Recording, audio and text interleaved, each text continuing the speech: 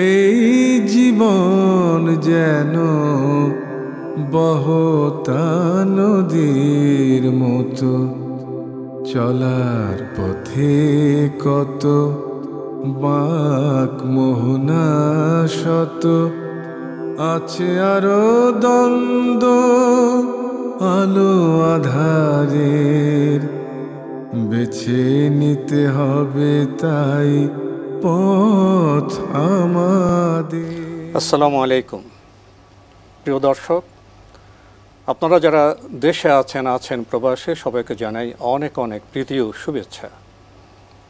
শুরু হলো এনটিভি আয়োজিত এবং ভীষণ নিবেদিত টক শো আলোকপাত। আমাদের আজকের বিষয় সভ্যতার এই বেলায়। আপনাদের সাথে আছি আমি জয়নুল আবেদিন আজাদ। আর আজকে আমাদের মাঝে অতিথি হিসেবে উপস্থিত আছেন আবু সাঈদ আনসারী। আসসালামু আলাইকুম ওয়া রাহমাতুল্লাহি ওয়া বারাকাতুহু। প্রিয় দর্শক, আবু সাঈদ আনসারী আজকে আমাদের অতিথি। তিনি মূলত সিলেট শহরের লোক, সেখানে জন্ম। দীর্ঘদিন ধরে তিনি যুক্তরাজ্যে বসবাস করছেন। তার বেড়ে ওঠা, লেখাপড়া অনেকটা সেখানে। আবু সাঈদ আনসারী ভাইয়ের যে এখন অবয়ব দেখে আপনারা সহজেই মনে করতে পারেন তিনি ইমামতির দায়িত্ব পালন করতে পারেন, কিন্তু তিনি শুধু ইমামতির দায়িত্বই পালন করেন না, তিনি সেখানে স্টেট স্কুলের গভর্নর, তিনি টেলিভিশন চ্যানেল এস, যেটা ইউকে বেস, সেটার উনি প্রেজেন্টার, তিনি কবি, তিনি আবৃত্তিকার, তার আরও অনেক গুণাবলী আছে। হয়তো আজকে আমাদের যে আলোচনা হবে, কথা হবে, সেখানে তার কিছু কিছু বিষয় স্পষ্ট হয়ে আসতে পারে। তিনি মক্কা বিশ্ববিদ্যালয় থেকে যে দাওয়া বিষয়, সে বিষয়ে তিনি উচ্চতর ডিগ্রি নিয়েছেন, মাস্টার্স ডিগ্রি তিনি অর্জন করেছেন। আর বিভিন্ন বিষয়ে তিনি গ্র্যাজুয়েট, এবং তার একটি বিশেষ কাজ বা লক্ষ্য হলো সমাজ সেবা। এসব বিষয়ে তিনি কাজ করেন। তিনি কর্মব্যাপদেশে পৃথিবীর বিভিন্ন দেশ ভ্রমণ করেছেন। সব মিলিয়ে আমরা তার কাছে আমাদের আজকের যে বিষয় সভ্যতার এই বেলায় তিনি আমার মনে হয় যথেষ্ট আলোকপাত করতে পারবেন। আর যুক্তরাজ্যে যারা বসবাস করেন তারা আমার মনে হয় সভ্যতার কেন্দ্রেই বসবাস করেন। সেখানে নানা ধর্ম, বর্ণ, ভাষার লোকজন যান, এবং বিজ্ঞান প্রযুক্তিতেও দেশটি বেশ প্রাগ্রসর। সব মিলিয়ে আজকে আমরা সভ্যতার কোথায় বসবাস করছি, সভ্যতার এই যে বেলা, এই বেলাটা কেমন, এসব বিষয়ে আমরা কথা বলবো। বর্তমান সভ্যতার বিষয় আসবে, প্রসঙ্গত অতীতের বিষয় আসতে পারে, এবং সভ্যতার যে দীর্ঘ ইতিহাস, সেখানে ইসলামের অবদান কী, এবং বর্তমান সভ্যতায় কি আমরা সুখী, এ প্রশ্ন তো করাই যেতে পারে। আমরা কথা বলতে চাইব, কথা শুনতে চাইব আমাদের অতিথি আবু সাঈদ আনসারী। আপনার কাছ থেকে শুরুতে যদি আপনি বলতেন, এই যে আমি সভ্যতার কথা বললাম, পৃথিবীর ইতিহাসে বিভিন্ন সভ্যতা ছিল, কিছু সভ্যতা অতিক্রান্ত হয়েছে, বর্তমানে আমরা একটি সভ্যতায় বসবাস করছি, সভ্যতার শাসনও আছে, ভবিষ্যতে হয়তো ভিন্ন কোনো সভ্যতা আসতে পারে। তো বর্তমান সভ্যতার কিছুটা পরিচয় দেবেন। বিসমিল্লাহ আলহামদুলিল্লাহ ওয়াসসালাতু ওয়াসসালামু আলা রাসূলিল্লাহ ওয়া আলা আলিহি ওয়া সাহবিহি ওয়া মান ওয়ালা। প্রথমে ধন্যবাদ জানাচ্ছি আপনাকে, আপনি যে আলোকপাত অনুষ্ঠানে আমাকে নিয়ে এসেছেন এবং আমাদের এনটিভির অনেক দর্শকের সাথে আমাকে পরিচয় করিয়ে দিয়েছেন। আপনাকেও ধন্যবাদ। জাযাকাল্লাহু খায়র ওয়া জাআলহু ফি মিজানি হাসানাতিহি। আসলে সভ্যতা বলতে যেটা পরিচয় আপনি যেটা বলেছেন, আমরা এমন একটা যুগে বাস করছি, সেখানে আপনি দেখেন যে মানুষের জ্ঞান, বিজ্ঞান, তারপরে প্রযুক্তির অভূতপূর্ব একটা অগ্রগতি লাভ করেছে। এমন একটা পর্যায়ে আমরা আছি যে এখন এআইয়ের যুগ আমরা বলি, যে আপনার আর্টিফিশিয়াল ইন্টেলিজেন্সের কথা আমরা বলছি। সারা মুহূর্তের মধ্যে এখন মানে সারা পৃথিবীর সাথে মুহূর্তের মধ্যে যোগাযোগ সম্ভব হয়েছে বা হচ্ছে। আপনি বলেন চিকিৎসা বিজ্ঞানের কথা বলেন, এডুকেশনের কথা বলেন, গবেষণার কথা বলেন, মানে সর্বক্ষেত্রে কিন্তু অগ্রযাত্রা হচ্ছে। তো আসলে এটাই কি সভ্যতা, মানে বা সভ্যতার অন্য কোনো দিক রয়েছে কিনা? আপনি যখন সভ্যতা বলেন, এটা কিন্তু অবশ্যই সভ্যতার অংশ। বিরাট বিরাট বিল্ডিং, এটা কিন্তু সভ্যতার একটা অংশ হতে পারে। টেকনোলজি সভ্যতার অংশ হতে পারে, উই কান্ট ডিনাই দিস, আমরা এটাকে অস্বীকার করব না। কিন্তু নীতি নৈতিকতাও কিন্তু সভ্যতার একটা অংশ। আপনি দেখেন যে মানবিকতা, হিউম্যানিটি, সেটা কিন্তু সভ্যতার একটা অংশ। স্পিরিচুয়ালিটি, সেটাও কিন্তু সভ্যতার একটা অংশ। এবং আপনি দেখেন আজকের পৃথিবীতে যেরকম আমরা বিল্ডিং করেছি, সেরকম বিল্ডিং ধ্বংস করার জন্য কিন্তু মারণাস্ত্র আমাদের রয়েছে, অনেক বেশি রয়েছে অবশ্যই। এবং আপনি দেখেন যুদ্ধ নিপীড়ন, আপনি ইউরোপের কথা বলেছেন, আমি কিন্তু একজন ইউরোপের অধিবাসী, একজন ব্রিটিশ সিটিজেন হয়ে আমি বলবো, আমাদের পাশেই দেখেন ইউক্রেনে যুদ্ধ চলছে সেখানে। এবং আপনি দেখেন ইংল্যান্ডে কিন্তু আমরা অনেক রেফিউজিসকে আমরা আশ্রয় দিয়েছি, যেরকম আমরা সিরিয়া রেফিউজিসদেরকে আমরা আশ্রয় দিয়েছি, ব্রিটিশরা প্যালেস্টাইনি রেফিউজিসদেরকে আমরা আশ্রয় দিয়েছি। প্যালেস্টাইনে কিন্তু আপনি দেখেন এটা বলার অপেক্ষা রাখে না যে সেখানে কি হচ্ছে। এই যে যুদ্ধ, বিগ্রহ, নিপীড়ন, সেটা কিন্তু আমরা সভ্যতার নামে সেটা কিন্তু হচ্ছে।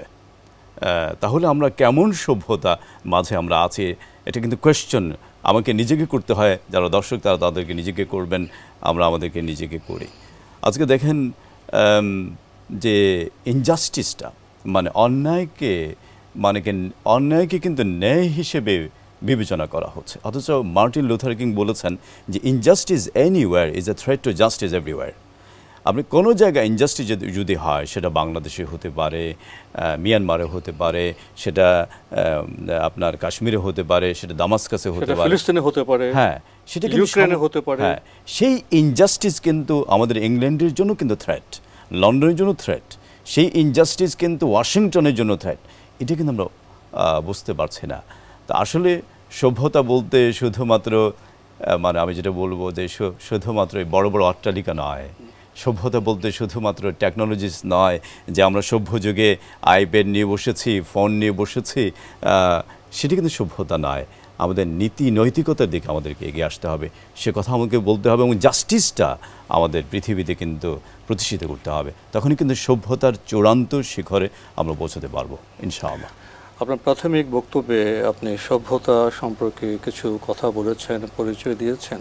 তো একটি প্রশ্ন এইভাবে জাগে যে সায়েন্স টেকনোলজিতে ইউরোপ বা ওয়েস্টার্ন ওয়ার্ল্ড অনেক প্রাগ্রসর হয়েছে, কিন্তু এই সায়েন্স আমাদের কি উপহার দিয়েছে? এই সভ্যতায় মানুষের প্রতি মানুষের আস্থা নেই, নেতার প্রতি নেতার আস্থা নেই। যখন একটি সভ্যতায় আস্থার সংকট সৃষ্টি হবে, তখন সে মারণাস্ত্র প্রতিযোগিতায় চলে যাবে। এখন তো বলা হচ্ছে সে হিরোশিমা নাগাসাকির যে লিটল বয় বা ফ্যাটম্যান বোমা, সেটা খুবই ক্ষুদ্র। তখন তো আণবিক বোমা ছিল, এখন তো পারমাণবিক বোমা। বর্তমান পৃথিবীকে বহুবার ধ্বংস করার মতো পারমাণবিক বোমা ইতিমধ্যে তৈরি হয়ে গেছে। তাহলে এটা কি সভ্যতা? যে সভ্যতায় আস্থার সংকট থেকে যে মারণাস্ত্র তৈরির প্রতিযোগিতা, সেটা তো পৃথিবীকে একটা আশঙ্কার মধ্যে রেখেছে, অশান্তির মধ্যে রেখেছে। অনেকে বলছেন যে বর্তমান সভ্যতার যে গতিপথ, সেটা যদি কারেক্টেড না হয়, সেটা যদি শুদ্ধ না হয়, তাহলে হয়তো আমরা আরেকটি বিশ্বযুদ্ধের মুখোমুখি হব। যদি এইটাই পরিস্থিতি হয়, তাহলে আমার প্রশ্ন, কোন সভ্যতায় আমাদের বসবাস? আপনি ঠিকই বলেছেন যে ট্রাস্টের একটা ব্যাপার রয়েছে, আস্থার কথা আপনি বলেছেন, যে নেতার প্রতি আরেকজন নেতার আস্থা নেই, একজন দেশের নেতার প্রতি অন্য দেশের নেতার বা প্রেসিডেন্টের বা প্রাইম মিনিস্টারের যেই হোক না কেন, হোয়াট এভার দ্য কেসেস, সেখানে আস্থার সংকট রয়েছে। এই সংকটটা বিরাট। আপনি দেখেন কোনো একটা দেশ ট্যারিফ দিচ্ছে, বিভিন্ন দেশের পণ্য তার দেশে ঢুকতে পারছে না, এবং সেটাও কিন্তু একটা মানে আমরা সভ্য হয়ে এটা করছি, এবং সেখানে কিন্তু আমরা বলছি যে আমরা সভ্যতার ধারক বাহক, আমরা বন্ধুত্বের হাত বাড়াচ্ছি না, বাড়াচ্ছি না। অথচ আপনি দেখেন আমরা ইসলামিক সভ্যতা যদি আমরা কথা বলি, আমাদের রাসূল সাল্লাল্লাহু আলাইহি সাল্লাম তিনি যে সভ্যতা বিনির্মাণ করেছেন, সেখানে যে রাইসটা ছিল, রাসূলুল্লাহ সাল্লাল্লাহু আলাইহি সাল্লাম একটা ছোট ঘটনা থেকে আমরা বুঝতে পারি যে তিনি বসে আছেন এবং সেখানে কিন্তু আপনি দেখেন যে তিনি বসে দার্স দিচ্ছেন বা কথা বলছেন, লেকচার দিচ্ছেন। সেই সময় সেই ক্ষণে একজন জুইশ মানুষের ডেড বডি যাচ্ছে, এটা আমরা জানি, অনেকে এই ঘটনাটা দর্শকবৃন্দ জানেন। তখন তিনি দাঁড়িয়ে গেছেন, এই যে রেকগনিশনটা দিলেন, মানে মানুষের প্রতি মানুষের সম্মান, হ্যাঁ সম্মান, হ্যাঁ। এবং তিনি দাঁড়ালেন, তখন সাহাবারা বলছেন যে সে তো একজন জুইশ, একজন ইয়াহুদির লাশ যাচ্ছে, ইয়া রাসূলুল্লাহ, সে তো একজন ইয়াহুদি। তখন রাসূলুল্লাহ সাল্লাল্লাহু আলাইহি ওয়াসাল্লাম তিনি বলছেন, আলাস্তা নাফসান, সে কি একজন মানুষ না? এই যে মানুষ হিসেবে তাকে সম্মান দেয়, আমাদের নবী হচ্ছেন মানবতার নবী, তিনি সভ্যতার নবী, সভ্যতাকে তিনি বিনির্মাণ করেছেন। আপনি দেখেন যেই জাতির মধ্যে মানে এরকম অসভ্য মানুষ ছিল যে তাদের পরপর কয়েকটা মেয়ে হয়েছে, কিন্তু তারপরে মেয়েগুলোকে তারা জ্যান্ত পুঁতে ফেলেছেন এবং নারীদের কোনো অধিকার ছিল। আজকে আমাদের ফ্যামিনিস্টরা নারী অধিকারের কথা বলেন, কিন্তু নারীদের কোনো অধিকার সেখানে ছিল না। ইউরোপে দেখেন আপনার ইভেন 70th সেঞ্চুরিতেও কিন্তু ইউরোপে মহিলাদের ভোট দেওয়ার অধিকার সেখানে ছিল না এবং উত্তরাধিকারের সে বিষয়টি ছিল না অবশ্যই। কিন্তু রাসূল সাল্লাল্লাহু আলাইহি ওয়াসাল্লাম সেই সভ্যতাকে এমনভাবে এনেছেন, এমনভাবে তিনি বিনির্মাণ করেছেন, মানুষকে সভ্য জাতি হিসেবে গড়ে তুলেছেন, যে যেখানে আপনি দেখেন যে সেই সভ্যতাকে ধারণ করে কিন্তু ইউরোপে স্পেন হয়েছে, তাই না? এবং কর্ডোবা হয়েছে, আপনার সেখানে আপনার আলহামরা হয়েছে। আসলে যেটা হলো যে আমরা অনেক সময় মনে করি যে আমাদের বাচ্চা কাচ্চারা মনে করে যে মানে যখন তারা মিডল ইস্টে যায় মনে করে এখানে ইসলাম। স্পেনে যে মুসলমান সভ্যতা সেখানে বিনির্মাণ হয়েছিল এবং শত শত বছর সেখানে মুসলমানরা শাসন করেছিলেন। আমরা আজকে হয়তো সেই ইসলামটা স্পেনে গেলে দেখা যায় না, কিন্তু আপনি যখন কর্ডোবাতে যাবেন, আপনি যখন ওখানে গিয়ে দেখবেন যে মসজিদগুলো কীভাবে চার্চ হয়েছে, কিন্তু তারপরে কিন্তু লেখাগুলো রয়েছে। পাশাপাশি যেমন কদিন আগেও যেই আপনার গাজা যুদ্ধের আগে কিন্তু আমি গিয়েছিলাম আপনার প্যালেস্টাইনে, আমি প্রায় সময় যাই সেখানে। তো প্যালেস্টাইন গেলে আপনি দেখবেন সেই একই দৃশ্য। আপনি যখন জেরুজালেমে হাঁটবেন, ওল্ড জেরুজালেমে হাঁটবেন যখন, তখন আপনি দেখবেন যে আপনার সালাহদ্দিন আল আইয়ুবী রাহিমাহুল্লাহ তিনি যখন 1187 এটাকে পুনরুদ্ধার করেছিলেন, এরপরে কয়েকটা কলেজ তিনি করেছিলেন এবং তাঁর কনসেপ্টটা হচ্ছিল, প্রথম কনসেপ্টটা ছিল জেরুজালেমে কলেজ করার। কারণ আগে আপনার মাদ্রাসা হয়েছে, মাদ্রাসা কুল্লিয়া শব্দটা তিনি নিয়ে এসেছেন এবং সেখানে কলেজ করেছেন। এবং পরবর্তীতে যখন ব্রিটিশরা ইনভেড করেছেন তারা কিন্তু ওই কলেজের আরবি লেখাগুলো তারা রেখে দিয়েছিলেন, সেখানে কিন্তু ওই লেখাগুলো এখনও আছে। হয়তো কলেজটা চার্চ হয়েছে কিন্তু লেখাগুলো আছে। তো আমরা যখন যাই, ভিজিট করি, এবং ওল্ড জেরুজালেমের আপনি যে সভ্যতার কথা বলেছেন, আরেকটা জিনিস আমি এখানে পয়েন্ট আউট করতে চাই যে দেখেন ডলোরোসা চার্চ সেখানে রয়েছে। আপনার এই যে ডলোরোসা চার্চ বা চার্চ অফ রিসারেকশন, যেখানে আমাদের খ্রিস্টান ভাই বোনরা বিশ্বাস করেন যে জিসাস ক্রাইস্ট বা ঈসা আলাইহিস সালাতু ওয়াস সালামকে সেখানে ক্রুসিফাই করা হয়েছে, সেই চার্চের বিপরীতে রয়েছে আপনার মসজিদ ওমর ইবনে খাত্তাব রাদিয়াল্লাহু আনহু যেখানে সালাত আদা করেছিলেন। সেই মসজিদের যারা দায়িত্বে আছেন তাদের কাছে কিন্তু চার্চের চাবি, এখনও পর্যন্ত চার্চের চাবিটা মুসলমানদের হাতে। সালাহদ্দিন আল আইয়ুবী যে চাবিটা দিয়েছিলেন, যে বংশ পরিক্রমায়, তাদের কাছে কিন্তু চাবিটা রয়েছে। তারপরে তারা কিন্তু 3টা অথবা 3:30টার দিকে খুলে দেন এই ডলোরোসা চার্চের চাবি, তারপরে খ্রিস্টান ভাই বোনরা সেখানে যেতে থাকেন। এই যে সভ্যতার কথা আমরা বলছি, যে সভ্য আচরণ, হ্যাঁ সভ্য আচরণ, আপনি যদি নাবলুসে যান সেখানে গেলে দেখবেন যে সেখানে যে জেকবস ওয়েল রয়েছে এবং খ্রিস্টানরা বিশ্বাস করেন জিসাস ক্রাইস্ট এখানে এসেছিলেন এবং তিনি একজন বাইবেলে একটা বিস্তর আপনার ঘটনা রয়েছে। সামারিটান একজন মহিলার সাথে তার সেখানে দেখা হয়েছিল। মুসলমানরা বিশ্বাস করেন সেখানে ইউসুফ আলাইহিস সালাতু ওয়াস সালামের বাবার একটা ওয়েল ছিল। সেই চার্চের দায়িত্ব কিন্তু মুসলমানদের। এবং ইয়াসির আরাফাত রাহিমাহুল্লাহ যখন তিনি প্রেসিডেন্ট ছিলেন, সেখানে কিন্তু চার্চটাকে তিনি মানে অনেক সম্প্রসারিত করেছেন। তো এই যে সভ্যতার কথা আমরা যখন বলছি, মুসলমান দেশে আপনি গেলে দেখবেন যে মানে আমরা সভ্যতার অনেক নজির রয়েছে। হ্যাঁ, আমি বলছি না মুসলমান দেশে গেলে আমরা সভ্যতার নজির দেখব না, কিন্তু পাশাপাশি এটা আমি বলতে চাই যে এখনও পর্যন্ত মুসলমানরা যেভাবে সভ্যতাকে ধরে রেখেছেন এবং লালন করছেন, আমরা দেখি যে যারা সভ্যতার দাবিদার তারা কিন্তু সেই সভ্যতার মানে শিখর থেকে বা সভ্যতার চরম শিখর থেকে যেটা তারা দাবি করছেন সেখান থেকে অনেকটা সরে এসেছেন তারা। সভ্যতার এই বেলায় আরেকটি প্রসঙ্গে আপনার সাথে কথা বলতে চাইব।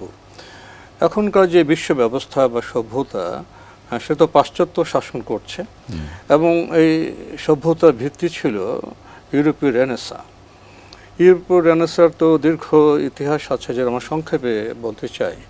সে সময়টায় রাজা সুশাসক ছিলেন না এবং তার সাথে যারা এলিট পিপল তারা যুক্ত হয়েছিলেন এবং ক্লার্জিম্যান যারা ধর্মযাজক তারাও যুক্ত হয়েছিলেন। এই ত্রয়ী ঐক্য মিলে তখন যে সমাজ ব্যবস্থা তৈরি করেছিল সেখানে বাক স্বাধীনতা ছিল না, বিজ্ঞান প্রযুক্তি চর্চা ছিল না, অনেক নির্যাতন হতো। এর প্রতিক্রিয়ায় যে ইউরোপের রেনেসাঁ হলো, রেনেসাঁর তো কারণ ছিল, কিন্তু আজকে একটি বিষয় মনে হয় ইউরোপীয় রেনেসাঁর যারা সৈন্যপত্যের দায়িত্ব পালন করেছিলেন তারা বোধহয় একটি ভুল করেছেন। ভুলটা হলো ধর্মযাজক যে ভুলগুলো করেছেন, রাজার অন্যায়ের সমর্থন করেছেন, বাইবেল তো তা করতে বলেনি। তাহলে ধর্মযাজকের ভুলটা কেন ধর্মগ্রন্থের উপর দেওয়া হবে? এবং এরপরে ইউরোপের রেনেসাঁর যারা নেতৃত্ব দিয়েছেন তারা রাষ্ট্র থেকে ধর্মকে বিচ্ছিন্ন করলেন, সমাজ থেকে জীবন থেকে তারা ধর্মকে দূর করে দিলেন। এর ফলাফল কি হলো? আমি যদি এভাবে বলি, বর্তমান যে ওয়েস্টার্ন সিভিলাইজেশন, পাশ্চাত্য সভ্যতা, তার অনেক ইতিবাচক দিক আছে। তারা বিজ্ঞান প্রযুক্তির নব নব আবিষ্কার আমাদের উপহার দিয়েছে, সভ্যতার অনেক নতুন নতুন জিনিস তারা উৎপন্ন করেছেন, প্রতিনিয়ত রিসার্চ গবেষণা চলছে।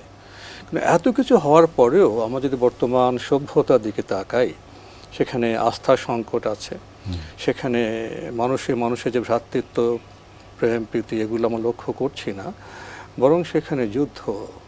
তাহলে এই যে বিজ্ঞান প্রযুক্তির এত উন্নতির পরেও কাঙ্ক্ষিত সমাজ পাচ্ছি না, বিশ্ব ব্যবস্থা পাচ্ছি না, বরং চারিদিকে যুদ্ধের একটা ঘন ঘটে, এমনকি তৃতীয় বিশ্বযুদ্ধেরও বার্তা আমরা পাচ্ছি। তাহলে এই সংকট কেন হলো? এটা কি স্রষ্টা থেকে বিচ্ছিন্ন হয়ে যাওয়া, ধর্মের যে সুনীতিগুলো ছিল সেগুলো থেকে বিচ্ছিন্ন হয়ে যাওয়াই কি বর্তমান সভ্যতার সংকট?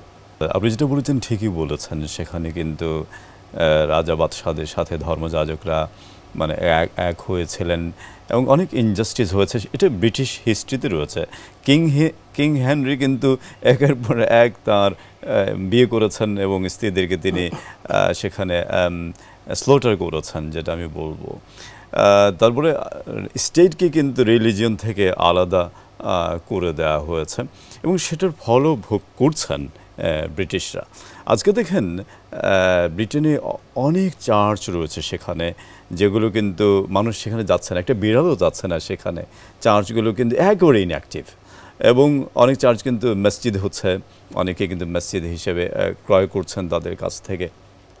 আর যেটা হলো যে আসলে মানে যেমন রাসূলুল্লাহ সাল্লাল্লাহু আলাইহি ওয়াসাল্লাম যেটা বলেছেন, তার একটা হাদিসে তিনি বলেছেন যে ওয়াল্লাহু ফি আউনিল আবদি মা কানা আল আবদু ফি আউনি আখিহি, অর্থাৎ আল্লাহ রাব্বুল আলামিন তত সময় পর্যন্ত মানুষকে সাহায্য করেন যত সময় পর্যন্ত মানুষ একজন আরেকজনকে সাহায্য করে। এখানে কিন্তু মুসলমানের কথা বলা হয়নি, সাহায্যের কথা বলা হয়েছে। মানুষ মানুষকে সাহায্য করবে। এবং তিনি বলেছেন যে খায়রুন নাস মান ইয়ানফাউন নাস, সেই হচ্ছে সর্বোত্তম যিনি আরেকজনকে বেনিফিট দেন, তিনি তাকে করেন, উপকার করেন। দেখা যাচ্ছে যে এক্ষেত্রে অনেক মানে ব্রিটিশরা বা ইউরোপিয়ানরা অনেক ক্ষেত্রে ব্যর্থ হয়েছেন। মানে দেখা যাচ্ছে যে আমরা সমাজ বিনির্মাণে, বিশেষ করে পারিবারিক কাঠামো, মানে পরিবার যেহেতু ধর্মীয় শিক্ষাটা পাচ্ছে না, ধর্মীয় শিক্ষা না পাওয়ার কারণে দেখা যায় যে পরিবারের মধ্যে কলহ রয়েছে। ডোমেস্টিক ভায়োলেন্স রেট কিন্তু খুবই হাই ইউকের মধ্যে। তারপরে ডিভোর্সের রেট কিন্তু খুবই হাই ইউকের মধ্যে। পারস্পরিক আস্থা নেই, বিশ্বাস নেই, ব্রোকেন ফ্যামিলিজ মনে করেন। এবং মানে যেটা দেখা যায় যে প্রিজনে কিন্তু বর্তমানে তারা জায়গা দিতে পারছেন না মানে প্রিজনার্সদেরকে, এবং তাদের বর্তমানে কিন্তু দেখা যাচ্ছে যে প্রিজনার্সদেরকে, এটা মেইন স্ট্রিম নিউজে আসছে, অপরাধী যারা নাকি জেলে যাচ্ছেন, যারা কয়েদি, কয়েদি যারা তাদেরকে কিন্তু মানে আগাম ছেড়ে দেওয়া হচ্ছে, which is dangerous for everyone.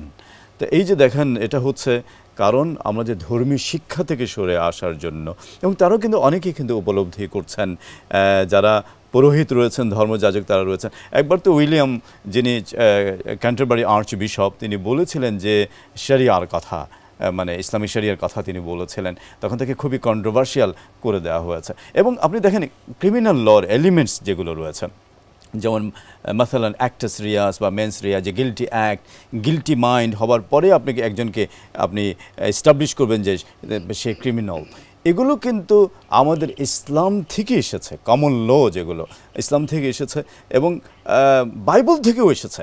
বাইবেলে যেমন রেস্টিটিউশনাল ল যেটা, এটাও কিন্তু বাইবেল থেকে এসেছে, কিন্তু আমরা এগুলো এখন দূরে সরে আসছি। বাইবেল এবং কোরআনের যে সোর্স, সেটা এক আল্লাহ থেকে এসেছে। অবশ্যই পরবর্তী পর্যায়ে সেখানে নানা কিছু হয়েছে, মিশ্রণ হয়েছে, সেটা অন্য বিষয়। তো আজকে এই বিষয়ে আমরা কথা বলতে পারলাম না, ইনশাআল্লাহ আগামী পর্বে আমরা আরো কথা বলার চেষ্টা করব আপনার সাথে। আবু সাঈদ আনসারী, আপনি কষ্ট করে আমাদের স্টুডিওতে এসেছেন, সময় দিয়েছেন, সেজন্য আপনাকে অনেক ধন্যবাদ। ধন্যবাদ আপনাকেও। প্রিয় দর্শক, আমরা দেখছিলাম এনটিভি আয়োজিত এবং ভীষণ নিবেদিত টক শো আলোকপাত। আমাদের আজকের বিষয় ছিল সভ্যতার এই বেলায়। আমাদের অনুষ্ঠান আপনারা এনটিভি অনলাইনেও দেখতে পারবেন, ভিজিট করুন www.ntvbd.com, এছাড়া ইউটিউবে এবং আমাদের ভেরিফাইড ফেসবুক পেজে অনুষ্ঠান দেখতে পারবেন। প্রিয় দর্শক, আপনারা হয়তো লক্ষ্য করেছেন সভ্যতার এই বেলায় বিস্তৃত প্রাঙ্গণ, আমরা খুবই অল্প যেতে পেরেছি। আরও কিছু বিষয়ে আমরা যেতে চাইব আগামী পর্বে, তারপরেও হয়তো আমাদের কথা শেষ হবে না, বাকি কাজটুকু আপনাদের নিজেরই করতে হবে। মহান আল্লাহ আমাদের সবাইকে নিরাপদে রাখুন, রাখুন শান্তিতে। আসসালামু আলাইকুম। পথে কত বাক মোহনা শত আছে আরো দ্বন্দ্ব, আলো আধারের বেছে নিতে হবে তাই পথ আমাদের।